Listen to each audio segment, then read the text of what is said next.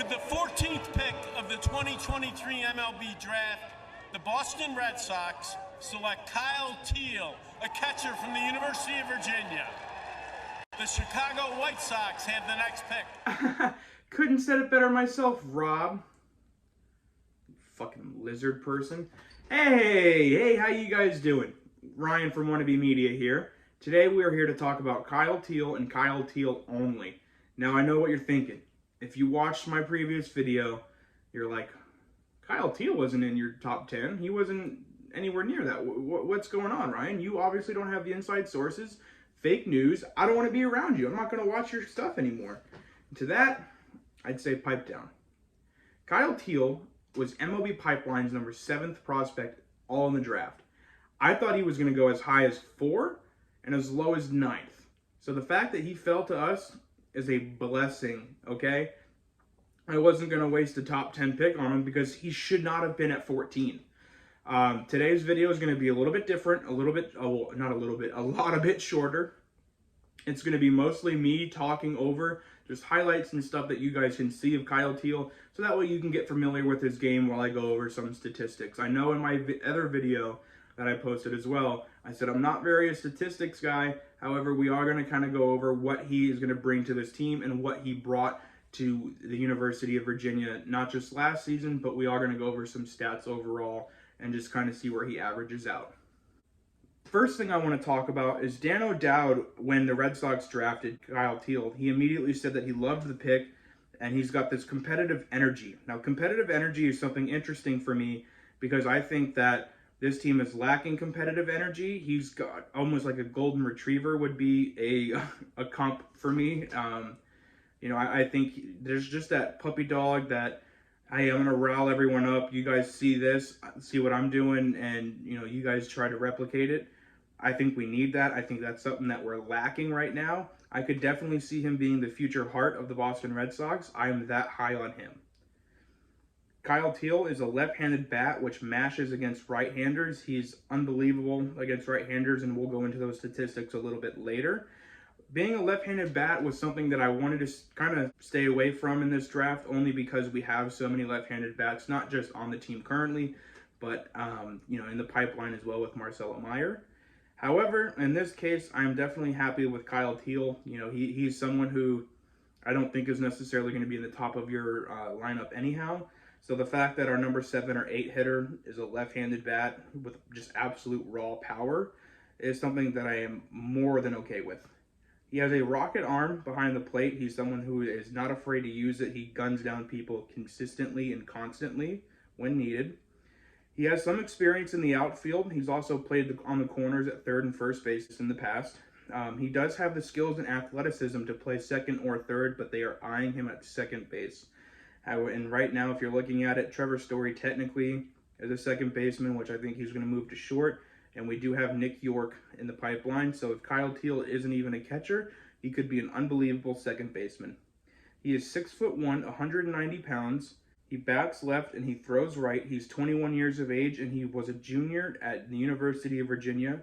He had an average of .407 with 13 home runs and 105 base hits, all career highs for him, and a school record of 25 doubles, and also a school record of 4 grand slams in his career, and that is the most in their school history. He was not only just an unbelievable player in college baseball, but he was actually the 2023 ACC Player of the Year. In 65 games last year, all at catcher, he caught 15 of 24 runners and with just 3 errors, which led to a .995 fielding percentage. Against right-handed pitchers alone, he had a 400-plus batting average, and his statistics for 2023 was, again, 13 home runs, 69 RBIs. Nice. Nice. Nice. Nice. Nice. Nice. Nice. Nice indeed. 32 walks with 36 strikeouts, and that was his average right through college. His freshman year, 36 strikeouts. His sophomore year, 35 strikeouts. And his junior year, 36 strikeouts. That's something that we'd like to see improved. I would honestly rather see him improve more on the walks than the strikeouts, but it's pretty consistent that they're right there in that mid 30 range. So Definitely something he can work on, but that's more than okay. He had 5 stolen bases this season, which is kind of an average throughout college, so don't expect him to run too much, as instead of running, he likes to gun them down with no mercy. Again, 407 average this year, a 475 OBP, and a 655 slug. Now, if you're not too familiar with those statistics, your slugging percentage is a total amount of bases per at-bat, and your OBP is how frequently batters reach base per plate appearance. So that's something, you know, that those numbers are definitely glaring.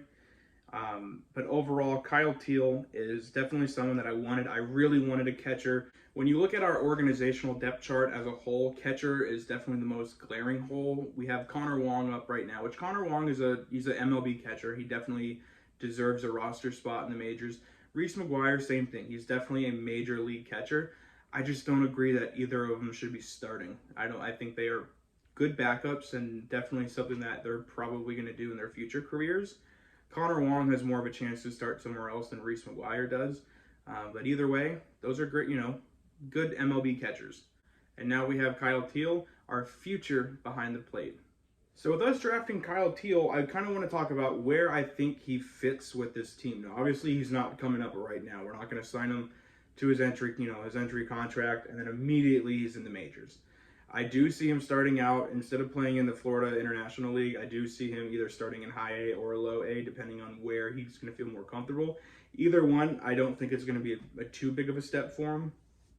I think he has more of a promising future than Reynaldo Hernandez, Caleb Hamilton, Nathan Hickey, hell, even Connor Wong and Reese McGuire with this team. He is someone who I do think is going to be the future of the catching position, and to have a sure thing behind the plate is something that we desperately need. We have not had a catcher like that since Christian Vasquez, and even then, people were on the fence about him. And if you want to go before him, you could say a guy like Jared Saltalamacchia, and even then, people were on the fence about him. So if you want to go further back, we haven't had a sure thing since Jason Varitek. Now, Jason Varitek wore the C, which hasn't been done since. I do think that Kyle Teel might not be a Jason Varitek leader, but I do think he has the chance to be the heart of the team and someone that really just rallies everyone together. I'm very excited to see what he does. I'm very excited with this pick. But Kyle Teel is a Boston Red Sox, ladies and gentlemen. Get excited. Get pumped. What? Did we just become best friends? Yup! You want to go do karate in the garage? Yup! Live, hit my music.